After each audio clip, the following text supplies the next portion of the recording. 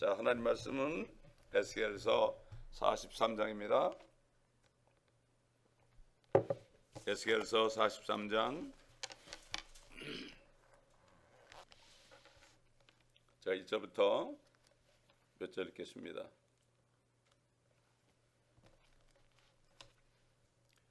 그 후에 그가 나를 대문, 즉 동편을 향한 대문으로 데려왔는데, 보라, 이스라엘의 하나님의 영광이 동편의 길로부터 임하였으니 그분의 음성이 많은 물소리 같으며 땅이 그의 영광과 함께 빛나더라. 그런데 그것은 내가 본 환상의 모양, 즉 내가 그 성읍을 멸하려고 왔을 때 보았던 환상대로였더라. 그 환상들은 내가 크발 강가에서 본 환상과 같기에 내가 내 얼굴을 대고 엎드렸더니 그 전망이 동쪽을 향한 대문길을 통하여 주의 영광이 그 전으로 들어오더니 그 영이 나를 들어 안쪽들로 데려갔는데, 보라, 주의 영광이 그 전을 가득 채웠더라. 나는 그가 그 전에서 내게 말씀하시는 것을 들었는데 그 사람이 내 곁에 섰더라. 그가 내게 말씀하시더라. 인자야, 내 보좌의 자리와 내 발바닥에 둘 자리는 내가 이스라엘 자손 가운데서 영원히 살 곳이라. 이스라엘 집, 즉 그들이나 그들의 왕들도 그들의 음란으로나 그들의 산당들에 있는 그들 왕들의 시체로도 나의 거룩한 이름을 다시는 더럽히지 못하리라. 그들의 문지방을 내 문지방들 곁에, 그들의 기둥을 내 기둥들 곁에, 나와 그들 사이에 벽을 두고 그들은 그들이 행한 가증함으로 내 거룩한 이름을 더럽혔으므로 내가 내 분노로 그들을 소멸하였으나 이제는 그들로 그들의 음란과 그들 왕들의 시체를 내게서 멀리 치우도록 해야 하리니 그래야 내가 그들 가운데 영원히 거하리라. 까지 보겠습니다. 지금까지 하나님께서는 앞으로 천년왕국에 세워질 그 주님이 오셔서 친히 세우실 그 성전의 그 바깥 담부터 시작해서 뜰로부터 그 다음에 성소와 지성소의 모든 기둥들과 문들과 높이와 계단들과 이런 것들을 하나 치수를 천사가 그 측량대를 가지고 천사가 다 재는 것을 보았고, 에스겔은 그것이 몇 규빗인지 6규빗인지 또는 10규빗인지 100규빗인지 이런 모든 것들을 다 확인했습니다. 이것은 무엇입니까? 하나님이 할 일 없어서 그거 치수되는 거 보여주겠습니까? 이것은 실질적으로 이 땅에 이루어질 성전이요, 지금까지 성전이 바벨론에서 회파됐고 또 디도 장군에서 회파됐고 앞으로 대환란 때는 적그리스도에 의해서 다시 회파되겠지만은 주님이 오셔서 친히 지으시는 성전은, 그 거대한 성전은 영원한 것이다. 영원히 내가 이스라엘과 함께 거하리라, 이렇게 말씀했습니다. 하나님은 이스라엘과 함께 거하시다. 다시 말해서 이 천년왕국이라는 것은 이스라엘의 왕국입니다. 이스라엘이 이 땅에 바로 제사장 민족이 되는 것입니다. 이것은 하나님의 약속이요, 이건 절대 변한 게 아닙니다. 지금 잠깐 동안 저들이 범죄해서 그 사이에 우리에게 또 은혜를 주신 하나님, 정말 우리로서는 이해를 못하죠. 그들을 잘라놓고 우리를 접붙였다. 다시 말해서 이스라엘 민족들이 일부가 잘라지지 않았으면은 우리는 구원이 없다는 얘기인데, 이건 정말 우리로서는 알 수 없는 거예요. 하나님의 뜻을요, 우리의 생각으로 이해하려고 그러면 도저히 안 됩니다. 그래서 하나님의 말씀이면 그대로 믿는 거죠. 성령이 있는 사람은 그대로 믿어요. 그래서 그리스도 예수 안에서는 아니오가 없고 전부 이해만 된다는 게 뭔가 하면은 바로 범사에 감사란 말인데, 이것은 주님이 다 아신다는 얘기죠. 우리의 환경도 우리 스스로 알 수가 없어요. 우리가 어려울 때마다 내가 왜 이런 환경에 있을까? 우린 깨닫지 못하지요. 그러나 하나님께서 그런 환경을 우리에게 주셔가지고 뭔가 아버지의 뜻을 이루시려고, 아버지의 뜻은 모든 사람이 구원을 받고 진리의 지식에 이르는 것이 아버지의 뜻이기 때문에 때로는 우리가 어려운 환경 속에서 어려운 사람들을 또 그들에게 복음을 전하기도 하시는 주님. 때로는 바울 같은 경우는 감옥에 집어넣어가지고 그 노예가 누굽니까? 그 빌레몬 셈은 빌레몬의 노예를 말이죠. 결국은 거기서 전도했잖아요. 그 제자를 만들었습니다. 많은 사람들이 요즘에도 감옥에 들어가지고 거기는 죄수들을 전도하고 기쁨이 넘치는 것을 많이 들어봅니다. 자, 이제 치수를 다 잰 다음에 1절에 보니까 그 후에 그가 나를 대문 즉 동편을 향한 대문으로 데려왔는데, 이제 드디어 동편문으로 데려왔습니다. 결국은 이 동문 안으로 인도되는데 이 성전의 앞면이 바로 동쪽입니다. 동쪽이에요. 스가랴서에 주님이 재림하실 때, 주님이 재림하실 때 앞바다와 뒷바다 이런 말이 나와요. 앞바다와 뒷바다. 앞이라는 것은 성전의 앞부분을 얘기하죠. 동쪽에 있는 바로 바다가 바로 뭔가 하면은 그 성전이 동편이기 때문에 쭉 남쪽으로 내려가다 보면은 거기 사해가 있습니다. 그 사해가 바로 앞바다고, 뒤쪽은 뭐가 있습니까? 뒤쪽에는 바로 지중해가 있습니다. 근데 개혁 성경에는 동해 서해로 되어 있어요. 그렇기 때문에 사람들이 그것 때문에 한국으로 예수님이 오신다는 얘기를 하는 이단들이 생긴 거죠. 성경 때문에. 안타까운 얘기죠. 자, 그런 게 어떻게 됐습니까? 2절에 보니까 이스라엘 하나님의 영광이 동편의 길로부터 임하였다.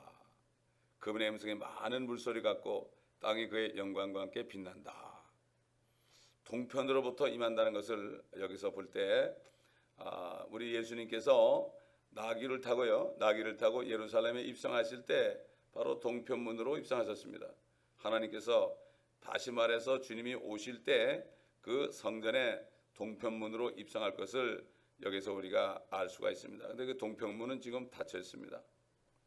그런데 이 성전은 거룩한 예물의 아주 중앙에 위치할 것이다.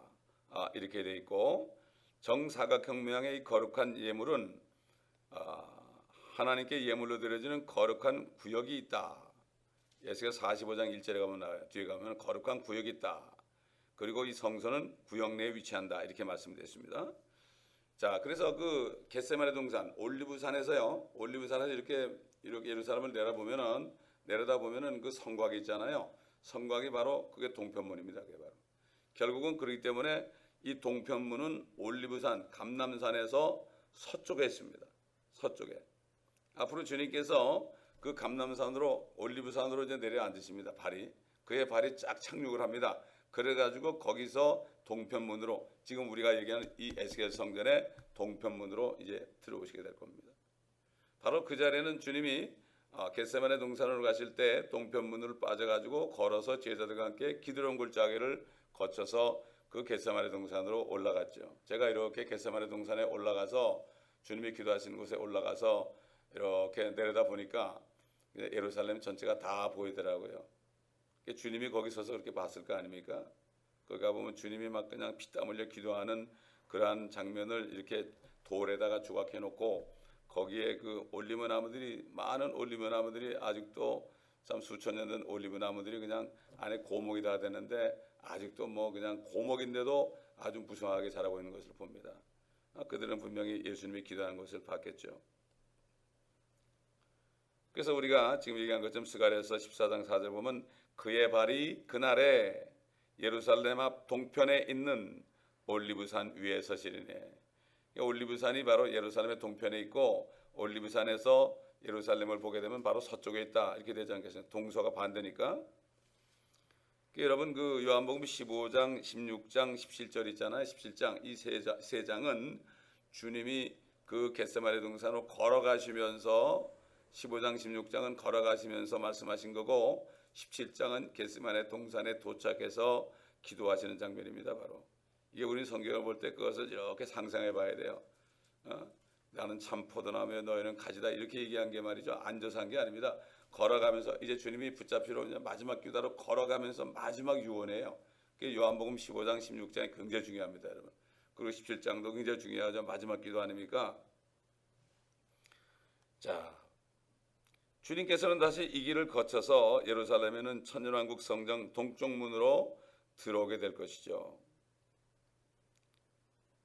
그런데 이 동문에 대해서 에스겔 44장에 미리 가보면 여기 무엇이라고 예언하는지 우리가 알 수가 있는데, 예수 그리스도께서 이 땅에 오실 때 주님께서 이 동쪽 문을 통과해서 성소로 들어가신 다음 이 동문을 닫아버리고 그 이유는 아무도 이 문을 열지 못할 것이 나와 있어요. 44장 여러분 1절 2절 보세요. 위에 갔어서 성경은 미리 앞에 가서 봐가지고 앞에 가서 봐도 뒤에 있는 걸 깨달을 수가 있죠. 그 후에 그가 나를 동쪽에 바라보이는 바깥 성소에 대문이 있는 길로 데리고 돌아가시니 그 문이 닫히더라. 그때 주께서 내가 말씀하시더라. 주님이 들어가니까 닫혔어요. 이 대문이 닫히고 다시 열리지 아니하리니 아무도 그것을 통해 들어가는 사람이 없으리라. 이는 주 이스라엘 하나님이 그곳을 통해 들어갔음이라. 그러므로 그 대문은 닫혀 있으리라. 주님이 들어간 대문은 아무도 못 들어가고요. 사람들이. 그럼 전한 예언이죠. 옛날에 이런 일이 있었어요. 과거에 그 터키가요 예루살렘을 정복했었어요. 근데 그들은 그 동쪽 문을 열라고 하는데 못 열었습니다. 열 수가 없었습니다. 또 이 이슬람 모슬렘들이 회교도들이 이 성읍을 점령했었지만은 역시 이 문을 열지 못했고, 또 십자군이 도성을 점령했었지만은 그들도 이 동쪽 문을 못 열었습니다. 지금 닫혀 있습니다, 여러분. 또 아랍이 이 지역을 차지하고 있죠. 그런데도 이 대문을 통해 들어가지 못했고, 이제 유대인들이 다시 지금 찾았습니다. 다시 그 올시디라 해가지고 예루살렘 동편을 찾았거든요. 아직까지 이 문을 열지 못하고 있습니다. 이것은 앞으로 세워질 천년왕국 시대의 성전에서도 마찬가지다. 동쪽 문은 아무도 드나들지 못한다. 그래가지고 그 지난날 말이죠. 실제로 이 문을 말이죠. 1543년 터키의 술탄이라는 왕이 말이죠. 아예 그냥 이 문을 폐쇄해버리도록 명령해가지고 벽돌과 몰타를 가지고 입구를 꽉 막아버렸고, 그 이후부터 이 동쪽 문은 아무도 이용하지 못하게 됐습니다. 지금 성전은 없지만은 그 성곽은 있거든요. 그 동쪽 문은 아무도 통과하지 못하게 했다. 근데 실제로 1914년에 독일의 어떤 황제가 그 카이저라는 사람이 말이죠. 베를린에서 이라크의 바그다드에 있는 철도를 부설하려고 계획하고, 그리고 이 바벨론 성을 재건하고 페르시아만을 개발한 후에 역사를 성공해서 이룩한 승전 장군처럼 말을 타고 팔레스타인을 땅을 누비는 가운데 예루살렘의 이 문을 통과해 보려고 그런 야망을 품고 있었습니다. 그런데 절대 되지 않았죠. 아무도 할 수 없었습니다. 이거는 지금도 안 되고 앞으로도 안 된다. 하나님 말씀은 그대로 이루어지죠. 그렇기 때문에 결국은 아무도 이 동쪽 문은 들어갈 수 없다. 이제 앞으로 47장 가보면 말이죠. 이 동쪽 문으로부터 문지방에서 생수가 흘러납니다. 생명수가 흘러난단 말이에요. 지금 우리 안에 있는 그 생명수, 성령이 그 생수가 되어가지고 그래가지고 흘러나옵니다. 죽은 게 다 살아납니다. 이게 천년왕국에 죽은 고기들이 다 살아나고 죽은 바다가 다 살아난다고 이제 47장 가보면 우리가 거기서 보게 됩니다. 그러니까 이 성전을 쭉 우리가 보고 거기서 물이 흘러나오는 거 보면 실질적으로 성전에서 물이 흘러나오는데, 대부분 신학자들이 이거는 하나의 상상이다, 이거는 비유다, 그러니까 그 물도 비유로 생각하는 거예요. 그러니까 우리 지금 받은 성령으로만 생각한다고요. 이거는 영적으로 푸는 거죠. 안 보이잖아요. 그러나 실질적으로 눈에 보이는 생수가 앞으로 흘러날 것이라고 분명히 말씀하시는데 믿지 못하는 거예요. 그 성경을 그냥 영적으로 그냥 해석만 하지 실질적으로 그 안에 소망을 두지 못하니까 천년왕국이 없어지고 이스라엘도 없어지고, 그러니까 결국은 이 땅에 사는 동안에, 지금 잠깐 동안 사는 동안에 여기에서 뭔가 누리려고 할 수밖에 없어요. 그렇게 돼 가는 거예요. 그게 성경을 못 깨달으면 그렇게 되는 거죠. 자, 이제 결국 천년왕국의 성전이 예수 그리스도께서 이제 재림하셔 가지고 감람산으로 내려와 가지고 동쪽 대문을 통과해 간 다음에, 그 다음에 여기 44장 3절에 미리 가보면은 통치자가 그 대문 앞에 앉아서 주 앞에서 빵을 먹으리라. 통치자가 누굽니까? 바로 다윗이 내려와서 이스라엘의 통치자가 된다. 예수님은 만왕의 왕 만주의 주지요. 그러나 다윗은 이스라엘의 통치자가 된다. 우리가 미리 배웠습니다. 근데 그가 대문 앞에 앉아가지고 주 앞에서 빵을 먹는다. 그러니까 하나님이 다윗을 향해서 그랬잖아요. 내 마음에 합한 자다 그랬습니다. 이 다윗은 영원토록, 주님이 그랬잖아요. 네 보호자를 내가 영원히 경고하게 하리라. 그렇잖아요. 근데 그거 죽었지만 분명히 그는 주님이 부활할 때 부활했죠. 하늘에 올라가 있지 않습니까? 다시 내려오는 거죠. 휴거된 성도들과 함께 다윗도 내려오죠. 다윗도 휴거됐으니까. 그래가지고 그는 특별히 통치자가 돼가지고 그래가지고 주님 앞에서 빵을 먹는다. 그러니까 지금 주님이 오실 때까지는 그 동문이 절대로 열 수 없다. 아무도 열 수 없다. 이건 실질적으로 지금 못 열어요. 지금도 못 열어요. 예루살렘에 가본 사람들과 확인하죠. 다. 자, 2절에 그분의 음성이 많은 물소리 같으며, 여러분 많은 물소리 같다는 거 들어봤죠? 그 사도 요한이 하늘에 올라가 보니까 하나님의 음성이 나는데 많은 물소리 같다. 이런 말씀을 들었죠. 계시록 1장 15절에 나오죠. 1장 15절 올라가기 전부터 그런 말, 그 하나님의 음성을 들었잖아요. 많은 물소리 같다. 그의 발은 용광로에 달군 듯한 빛나는 옷 같고 음성은 많은 물소리와도 같으며, 많은 물소리와도 같으며. 욥이라는 사람도 그 음성을 들었죠. 욥이라는 사람도. 자, 사도 요한이 들었던 음성은 많은 물소리도 같고 큰 천둥소리도 같다. 천둥소리도 같다. 그래서 시편에 보면 천둥 가운데서 말씀하신다. 천둥을 구르릉 칠 때 말씀하신다. 그래서 저는 천둥 칠 때 그래요. 주님 저에게 말씀하시옵소서. 성경에 나오니까. 누가 보면 미쳤다 그러겠죠. 그런 상관이 없어요. 천둥 속에서 말씀하신다. 정말 천둥 속에서 주님이 말씀하시는 걸 믿으면 천둥 속에서 하면 얼마나 반갑겠어요. 반짝하죠. 번개가. 그죠? 그 다음에 구름 쾅쾅 그러죠. 이게 이런 주님의 음성이 그렇다는 얘기입니다. 주님의 음성이. 여러분 나이가라 폭포 가보셨습니까? 거기 가보면은 그 폭포 앞에 가보면 사람 말이 안 들려요. 워낙 그냥 그 소리가 크기 때문에 엄청난 소리죠. 다른 소리가 전혀 안 들려요. 다시 말해서 하나님의 음성이 들리면 말이죠. 다른 사람의 말이 안 들리는 거예요. 하나님의 음성을 듣고 사는 사람들은 다른 사람의 말이 안 들려요. 상관이 없어요. 누가 뭐래도 상관이 없습니다. 하나님의 음성이 들리니까. 그러니까 주 음성 외에는 더 기쁨 없도다. 그렇죠? 그 다음에 주의 음성을 내가 들으니 사랑하는 말일세. 여기 주님의 음성을 듣고 사는 사람들은, 사랑의 음성을 듣고 사는 사람들은 그 신혼 때 그 정말 꿈 같은 세월을 보내는 신부처럼 말이죠. 다른 사람들 말이 안 들려요. 그 보면은 그 솔로몬의 노래 아가서바도 술렘 여인이 뭐라 했습니까? 그 예루살렘의 딸들 보고 말이죠. 시끄럽다고 그랬잖아요.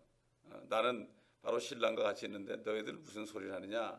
예루살렘의 딸들이란 건 뭔가 하면은 거듭나지, 요즘에 말하면 거듭나지 않은 사람들이 뭐 이상한 소리 짓거리고 그러잖아요. 그래도 상관이 없다는 얘기예요. 왜? 자기는 신랑과 같이 있으니까. 예루살렘의 딸들은 신랑을 모르잖아요. 그렇기 때문에 거듭나지 않은 사람은 신랑 대신 예수님을 모른다고요. 그러나 거듭난 사람은 신랑이신 주님과 같이 지금 살고 있기 때문에 누가 뭐라고 떠들어도 상관이 없어요. 그 떠드는 사람들이 불쌍해 보이는 것 뿐이지 정말 단꿈을 꾸고 있는데 무슨 상관입니까? 신랑이 야 I love you 그런데 무슨 상관이에요? 어떤 사람이 뭐라고 그래도 신랑 주님이 나를 사랑한다 그러면 그걸로 끝나는 거 아닙니까?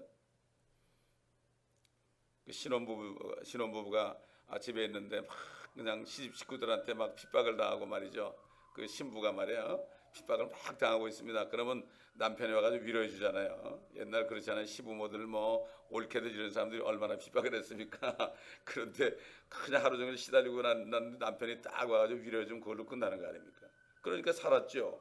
그렇지 않으면 어떻게 견뎠겠어요? 옛날에 못 견디죠. 마찬가지입니다. 영적으로도 지금도 주님과 더불어 사는 사람, 에녹처럼 주님과 동행하는 사람은 상관이 없습니다. 누가 뭐래도 상관이 없습니다. 3절 가보니까 그런데 그것은 내가 본 환상의 모양, 즉 내가 그 성읍을 멸하려고 왔을 때 보았던 환상대로였더라. 그 환상들은 내가 그발강가에서 본 환상과 같기에 내가 내 얼굴을 대고 엎드렸더니. 여러분 에스겔 9장에서 이미 봤죠. 이스라엘이 우상숭배니까 하나님이 그랬잖아요. 늙은이나 젊은이나 처녀나 어린아이나 여자들을 전부 죽이되 표가 있는 사람에게는 접근하지 말지며 또 내 성소에서 시작할지니라. 그리고 전을 더럽히고 살해된 자들로 뜰을 채우라 그렇게 말씀하시고 이스라엘과 유다 집의 죄악이 심히 크고 그 땅이 피로 가득하며 그 성읍이 위법으로 가득하도다. 표가 있는 사람, 예루살렘 가운데서 행해지는 가증한 일로 해서 탄식하고 울부짖는 사람, 이런 사람들을 표를 하라고 그랬죠. 여러분 이제 대환란 때 되면 어떻게 합니까? 각 지파에서 12지파에서 12,000명씩 14만 4천 명의 유대인들이 이마에 표를 받게 되죠. 그 사람들은 죽지 않습니다.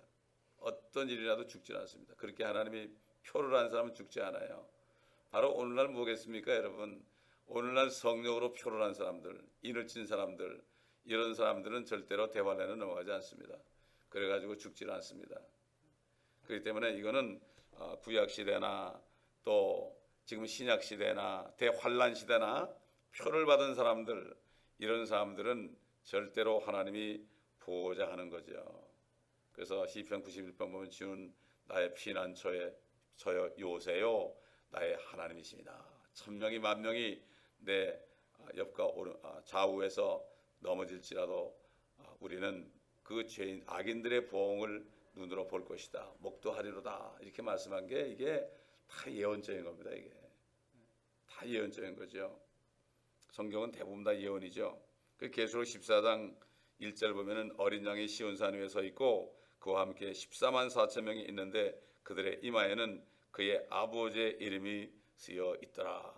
그들은 휴거됩니다, 여러분. 이게 환란 중에 휴거되는 사람 중에 일부입니다. 14만 4천이 시온산에 올라가거든요. 그래서 이걸 보게 되면은 환란 때도 휴거가 있는 거예요. 목배임 받은 사람도 휴거되고요. 그러나 성령을 받지 못하고 피해 다니다가 인을 안 받고 어떻게 살아나는 사람은 하늘에 못 올라가고 그들은 천년왕국의 간신에 들어가서 유대인들을 섬기는 자들이 됩니다. 그래서 새 하늘과 새 땅과 새 예루살렘, 새 장소에 살 사람들이 따로 있습니다. 이것을 성경을 통해서 분명히 말씀하십니다. 전부 새롭게 되죠. 하늘과 땅과 예루살렘이 새롭게 되죠. 자, 다시 본문의 4절 5절 보게 되면 말이죠. 그 전망이 동쪽을 향한 대문길을 통하여 주의 영광이 그 전으로 들어오더니 그 영이 나를 들어 안쪽 뜰로 데려갔는데 보라 주의 영광이 그 전을 가득 채웠더라. 그 영이 나를 안쪽 뜰로 데려갔다. 그러니까 결국은 이 성령 안에서 번쩍번쩍 들려가는 거죠. 사도 요한이 2000년 전에 2000년 후에 있을 환란 때에 다시 이렇게 들어 올려서 본 것처럼 미리 본 것처럼 참 이거는 뭐 인간의 생각으로는 깨달을 수가 없죠. 철학자들도 이건 깨달을 수 있는 초자연적으로 이동하는 겁니다. 초자연적으로. 이것은 바로 휴거의 그림이죠. 초자연적으로 이동. 우리가 휴거될 때도 이건 초자연적으로 하는 거 아닙니까? 지난주에 왔었던 그 어떤 집사님의 아들 둘이 왔었는데 얘들이 휴거를 안 믿어요. 휴거를 안 믿는데 제가 설교가 하는데 휴거자가 한 몇 번 나왔던 모양이라. 그러니까 엄마가 휴거 믿는다고 막 이상하다고 막 그러는데 걔들이 그냥 끝나자마자 막 가버렸어요. 기도해야 됩니다, 우리가. 얼마나 마음이 아프겠어요? 엄마 마음이 얼마나 아프겠습니까? 그러니까 뭐 애들도 핍박하고 자기 친정어머니도 핍박하고 이렇게 핍박을 한단 말이에요. 참 너무나 안타깝게 기도해야 됩니다, 여러분. 기도해야 돼요, 우리가.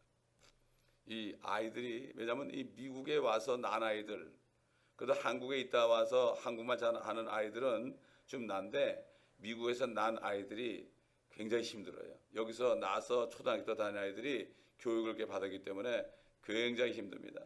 마침 여기가 소돔 같은 데거든요. 그러니까 농담을 여겼죠. 그 롯이 천사의 말을 듣고 야 오늘 여기 심판이 온다 그러니까 그 사위들이 뭐라 그러십니까? 사위들이 그 말한 것은 저 우리 장인이 농담하시네 이렇게 얘기했죠. 농담하시네. 근데 요즘에는 농담 정도가 아니라 핍박을 합니다. 요즘에는. 그렇기 때문에 지금 그 결혼한 그 두 딸들은 못 데려 나왔잖아요. 결혼한 두 딸들은 결혼한 딸들은 몇 딸이 몇인지 몰라도 딸이 못 데려 결혼하지 않은 두 딸을 데려 나왔죠. 롯이. 그랬죠. 참 그렇기 때문에 참 요즘도 마찬가지. 그때나 지금이나 마찬가지예요. 네, 마찬가지예요. 유다 서든하고 베드로 후서 서든하고 이 노아 때 심판과 소돔과 고모라의 심판이 앞으로 있을 심판의 본보기가 됐다. 이렇게 나오거든요. 그렇기 때문에 노아의 심판은 물로 심판했고 소돔은 불로 심판했는데 소돔과 고모라가 바로 앞으로 올 주님이 심판하는 그 불심판을 미리 보여주는 거죠. 미리 보여주는 겁니다. 자 이렇게 결국은 이제 어떤 사람들을 하늘로 들어 올리시는 이런 일을 주님이 이제 단행할 거 아니겠습니까? 앞으로. 그 보면 대환란 때도 말이죠. 성경을 보게 되면은 계시록 보게 되면은 14장 보게 되면은 14절로 16절 보게 되면 이제 주님이 구름 위에 이렇게 앉아 있죠. 구름 위에 앉아 있어 가지고 그 낫을 가지고 곡식을 거둬 드립니다. 낫을 대 곡식을 거두라. 그러니까 주님이 이제 낫을 거둬서 곡식을 거두는 게 바로 알곡을 거두는 게 뭔가 하면 환란 성도들입니다.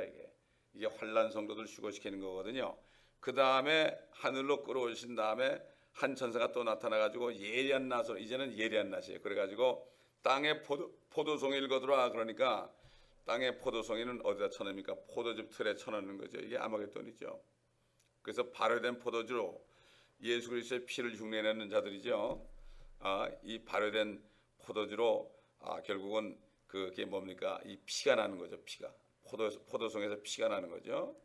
그래서 결국은 계시록 17장 4절로 6절을 보면 되면 결국 큰 바벨론 또 창녀들이 일컬어지는 이 여자가 나오는데 구원받지 못한 이 거대한 종교들 집단이 나오죠. 이들은 예수 그리스도께서 재림하실 때 그 14장 20절 보면은 하나님의 진노의 큰 포도즙 틀에 던져 넣어져 그 포도즙 틀이 도성 밖에서 짓밟히니 그 틀에서 피가 흘러나와 말고빛까지 닿고 1600 스타디움까지 퍼질 것이다. 이렇게 우리가 잘 아는 아마겟돈이 나오죠. 자, 그래서 그 예수 그리스도께서 재림하실 때 직전에 먼저 그분의 영광의 빛이 하늘로부터 이 땅에 쏟아져 내리면서 어린 양이 시온산 위에 계시는데 이마에 그의 아버지의 이름을 지닌 14만 4천 명의 유대인들이 그분과 함께 있다고 계시록 14장 1절에 말씀하신다고 말씀드렸죠. 그리고 예수 그리스도가 재림하기 직전에 먼저 이들이 하늘로 수확되어서 알곡이 창고로 넣어진 다음에 그분께서 재림하신 것과 아울러서 땅의 포도들을 거둬가지고 포도즙틀에 던져 넣으시고 무참하게 사륙하는 아마겟돈이 있을 것이다. 여러분 그 침례 요한이 그랬잖아요. 주 예수님이 자기의 타작마당을 정하사 알곡은 모아 곡관에 드리고 쭉종이는 꺼지지 않는 불에 태우시리라 이 말씀했죠. 알곡은 모아 곡관, 결국은 휴거되는 성도들이 알곡이죠. 알곡이란 것은 안에 차 있는 겁니다. 그리고 쭉종이는 겉은 멀쩡한데 안에가 비어 있는 거예요. 다시 말해서 성령으로 차 있는 사람은 알곡이고 성령이 없는 사람은 쭉정이죠. 쭉정이죠. 그렇기 때문에 이것은 신약시대 성도들의 참 하늘로 올리우는 그 말씀과도 관련이 있고 환란 때도 마찬가지. 환란 성도들도 올리죠. 그러니까는 뭐 환란 중 휴거냐, 뭐 환란 전 휴거냐 그런데 그게 두 번 있는 거예요, 두 번. 그리고 사실은 구약 성도들까지 하면 세 번 있는 거예요. 이거를 모르니까 자꾸 한쪽만 하니까 환란 전 휴거를 믿느냐, 뭐 환란 중 휴거를 믿느냐, 환란 끝 휴거를 믿느냐, 이렇게 환란 중에 14만 4천은 그냥 올라가죠. 환란 끝에 가서 목배임 받는 사람도 올라가죠. 그러니까 그걸 보니까 부분적으로 보니까 자꾸 이거 갖고 저거 갖고 그런데 성경을 전체를 다 보게 되면은 하나님의 숫자가 뭐 3이죠, 3. 세 번이 항상 세 번.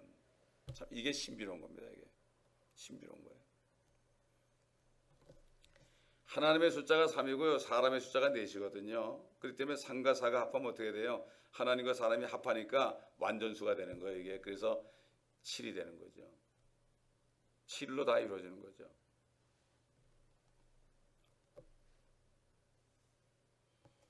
대환란 직후에 휴거되는 이 사람들은, 이 대환란 성도들은 지금 이 교회 시대 성도들이 아니고 이 교회 성도들은 주님이 오실 때 에녹처럼 주님과 동행하다가 이리 올라오라 할 때 옮겨줍니다. 그래서 사도 요한이 요한계시록 4장 1절에 하늘이 열리고 하늘에 물이 열렸는데 이리 올라오라는 소리를 들으니까 동시에 그가 하늘에 올라가 있었습니다. 하나님의 말씀은 선포되면 그대로 즉시 이루어집니다, 여러분. 그렇기 때문에 올라오라는 소리를 들었을 때 들은 자는 살아난다, 듣는 자는 살아난다 그랬죠. 이제 나중에 양들이 목자의 음성을 듣는 때가 오나니 듣는 자는 살아나리라. 또 무덤에 있는 자들이 주의 음성을 들을 때가 오나니 듣는 자는 살아나리라. 듣는다는 건 뭡니까? 살아있는 자가 듣죠. 죽은 자는 못 듣죠. 성령이 있는 사람은 듣는단 말이죠. 그렇기 때문에 듣는 자는 그냥 그 소리를 듣는 순간에 살아나게 되죠. 죽은 자도 일어나고 살아있는 사람도 그대로 거기서 변하게 되는 거예요. 이건 뭐 믿지 않는 사람이 들을 때는 말도 안 되는 얘기지만은 그러나 성령 있는 사람은 이 소망밖에 없잖아요. 그 아이들이 말이죠. 틀림없이 그럴 거예요. 너희들 저 부활절 믿지? 예수님 부활한 거 믿지? 너희도 부활할 거 믿지? 그럼 믿는다 그럴 거예요. 근데 그 부활이 바로 휴거인데 그걸 몰라요. 안 가르쳐줘요. 성경을 믿지? 그럼 믿는다 그러면 찾아주면 돼요. 데살로니가서 4장하고 고린도전서 15장 찾아주면 되거든요. 근데 문제는 거듭나지 않아서 성경을 믿질 않아요. 그리고 데살로니가 4장 말씀과 고린도전서 15장의 말씀을 안 가르칩니다. 안 가르쳐요. 저는 그 믿고 세상 떠난 사람들 장례식 하관식 할 때 있잖아요. 하관식 할 때 꼭 데살로니가전서 4장하고 고린도전서 15장 말씀을 주는데 대부분 그거 안 합디다. 내가 주례 안 할 때 가보면은 다른 말 하더라고요. 다른 말을 해요. 그 뭐 나를 믿는 죽어도 살겠고 살아서 나를 믿는 자는 영원히 죽지 않. 이 정도로 끝나지 무덤에서 일어나 가지고 휴거되는 건 얘기들 안 하더라고요.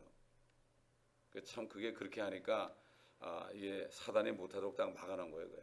너무나 안타까워. 저는 꼭 그 얘기하거든요. 왜냐하면 그게 진짜 소망 아니에요. 그럴 때 그거 못 들어오는 사람에게 그 말씀을 전하는 기회를 주시는 거예요. 그래서 저는 그 하관 예배가 전 너무 좋은 거예요. 아주 그냥 보면서 얘기하니까 무덤이 보이니까다. 실질적으로 성경 말씀과 더불어 얘기하면 얼마나 실질적으로 말씀을 증거할 수 있잖아요. 그러면 모르는 사람들이 듣고 깨달을 수 있단 말이죠. 얼마나 감사한지 몰라요.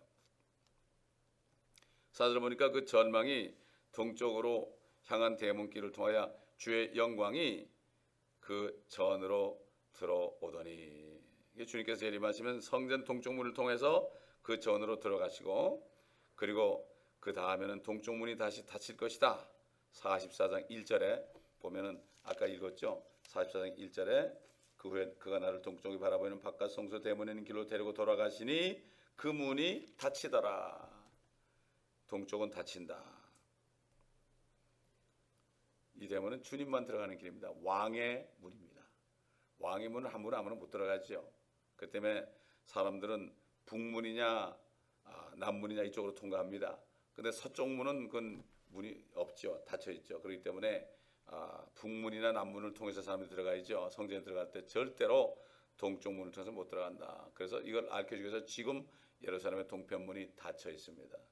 아무도 열지 못했습니다. 어떤 위대한 장군들도 열지 못했습니다. 이거는 뭐 역사가 증명하는 겁니다. 그러니까 하나님의 말씀은 분명히 이루어졌고 그 말씀대로 이루어질 것입니다.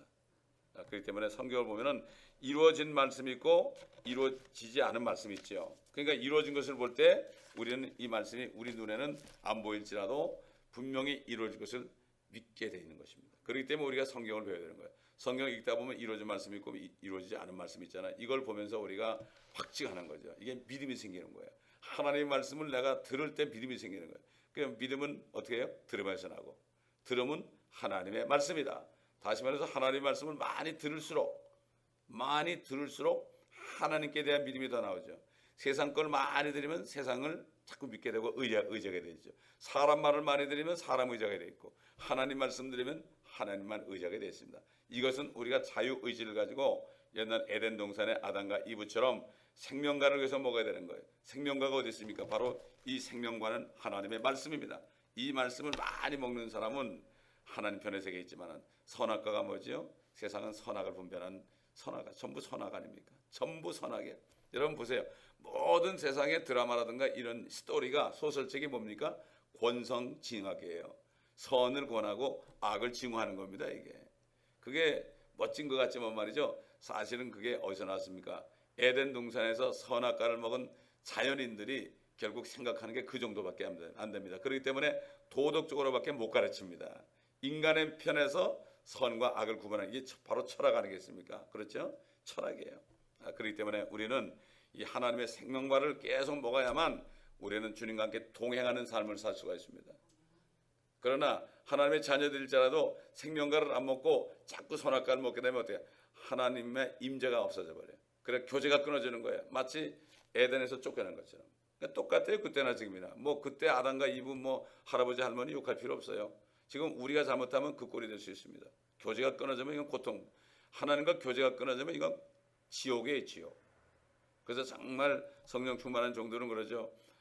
주님 한 15분이라도 주님 날 떠나지 말라고. 왜 15분 얘기 나는지 몰라도 그런 사람이 있었어요. 단 나는 뭐 1분에도 떠나면 안 되는데 그 떠나면 금방 믿음이 떨어져가지고 그냥 세상이 보이게 되고 사람이 부러워 보이고 말이죠. 이렇게 되는 거예요. 내가 왜 이렇게 사나 이렇게 갑자기 되는 거예요. 그렇기 때문에 우리는 에녹처럼 300년 동안을 동행했는데 우리 뭐 몇십 년 동안 동행 못하겠습니까? 그렇잖아요. 그러니까 데려갔죠. 동행한 사람을 데려가는 거죠.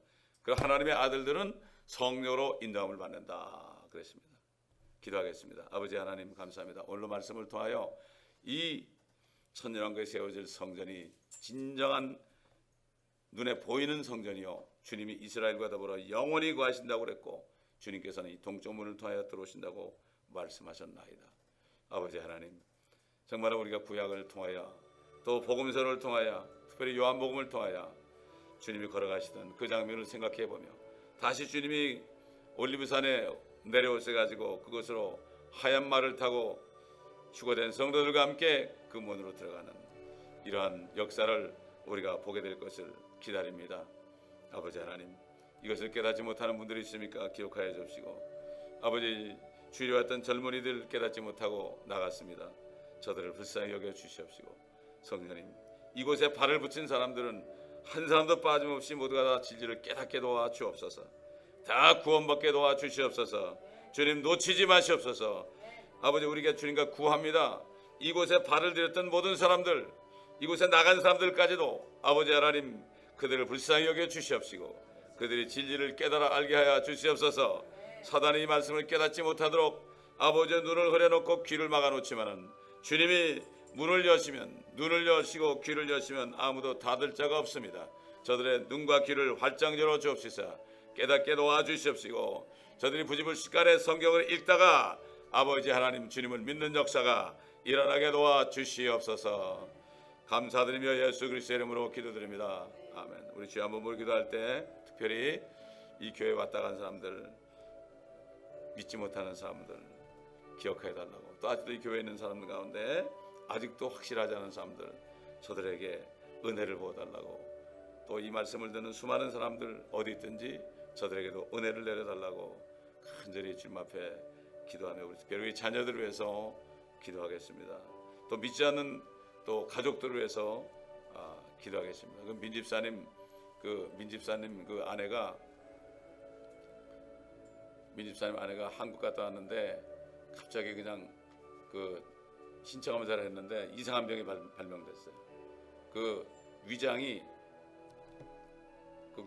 자꾸 변해요. 그래가지고 창자처럼 변하는 거예요. 이런 병이 없었어요. 그런데 이 병이 지금 나타난 거야. 그래서 왜 내가 이런 병에 걸리냐고 지금 뭐 난리가 났어요 집에서. 그런데 민집사님이 그 큰아들 보고 엄마 보고 교회 한번 가자 이렇게 얘기하니까 이제 이삭이 엄마 다음 주에 교회 갈래? 그러니까 엄마가 뭐라는가 하면은 내가 생각해 볼게 그랬대. 그러니까 하나님께서 역사하시는 거예요. 우리가 기도하니까. 그렇죠? 우리 또 이상훈 우리 저 희경이 아빠하고 또 이정준 또 경민이 아빠. 경민이 아빠도 보니까 그 회사에서 나왔대요. 그 새로 잡을 거였대. 지금 힘든 모양이야. 그것도 하나님이 역사하시고 또 내가 신방 갈 때 언제 가게 되면은 또 그분과 대화할 때 주님이 역사해 달라고 우리 하여튼 믿지 않는 사람들 우리 나오지 않은 분들을 위해서 오늘 시간 기도하겠습니다.